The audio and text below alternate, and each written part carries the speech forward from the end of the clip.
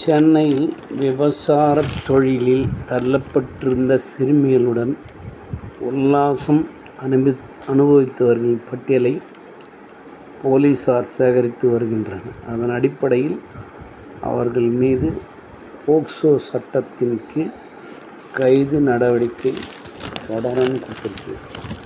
இப்போ இந்த விஷயத்தில் ஈடுபட்டவங்களுக்கெல்லாம் தான் என்னத்துக்கு கைத்தில் புளிய காய்ச்சணும். ஆனால் அவன் தான் லிஸ்ட்டு தயாரிக்கிறானே. அப்போ யார் யார் என்னென்ன பண்ணாங்க அந்த சிறுமியில் பாலியல் தொழிலில் தள்ளி விடுறதுக்கு யார் வச்சுக்கணும், அந்த செயின் லிங்க் ஃபுல்லாக மாட்டோம். எல்லா லிஸ்ட்டும் எடுத்துக்கிறாங்க. இன்னும் ஒன்றா ஒரு வாரமாக 2 வாரத்தில் இந்த கைது நடவடிக்கை அனைத்தும் நடந்து முடிக்கணும்னு நினைக்கிறேன். ரிசல்ட்டுக்கு அப்புறம் தேர்தல் பாராளுமன்ற தேர்தல் ரிசல்ட்டுக்கு அப்புறம் அது போதைப்பொருள் தான் நடக்கும்.